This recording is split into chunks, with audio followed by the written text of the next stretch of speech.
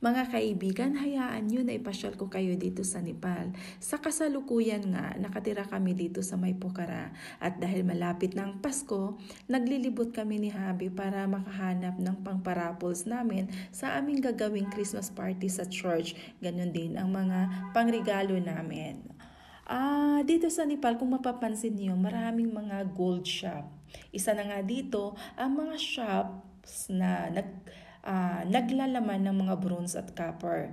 Dahil ito, dito sa Nepal, ang mga bronze at copper ay ginagamit bilang material sa paggawa ng mga palamuti at kagamitan sa bahay, lalo na sa mga religious items, lalo sa kusina nila at ang mga tradisyonal na dekorasyon, kagaya nito.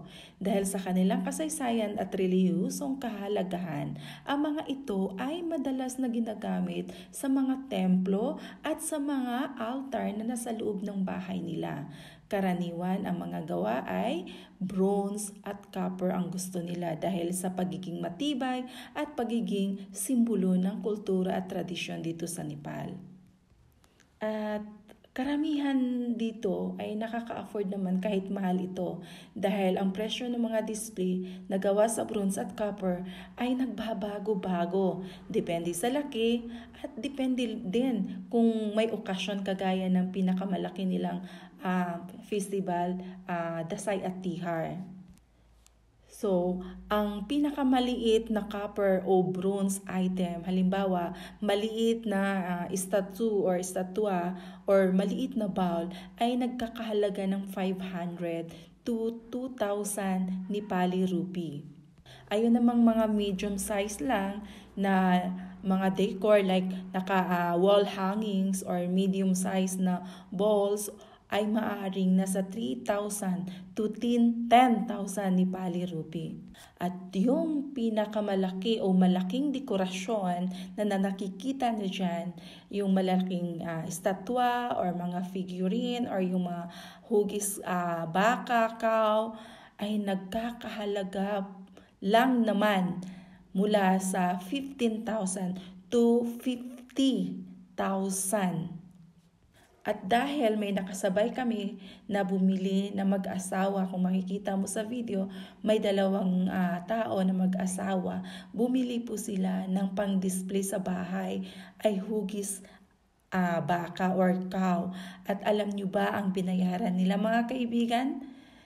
Nasa 85,000 rupee lang naman. So nasa mga around $300 to 400 USD kung sa dollar. So ganun lang naman kamura dito. Pero nakakagulat, ang mga tao dito sa Nepal ay nakaka-afford talagang bumili ng mga pang-display na ito. At ang pinaka mabili dito na bronze at copper ay yung mga statue, iba-ibang Diyos-Diyusan o relihiyosong figura or figure. At ang pangalawa, yung singing bowls. Ginagamit ito para sa meditation at healing practices nila. At yung pangatlo naman, yung kitchenware, kagaya ng mga tasa, mga jar, mga pinggan at kutsara.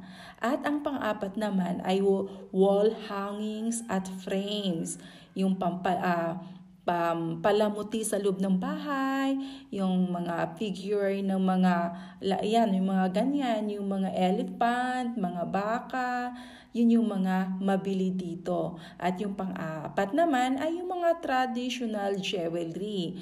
Alam nyo ba na ang alahas dito ay napakaginto ang halaga mga kaibigan, nasa 150 ang per tola na. Napakamahal dito talaga sa Nepal. Manood kayo sa susunod ko na gagawin na video ay ang video tungkol sa mga prices ng mga processed food, mga vegetables. So, abangan nyo yan. Maraming salamat.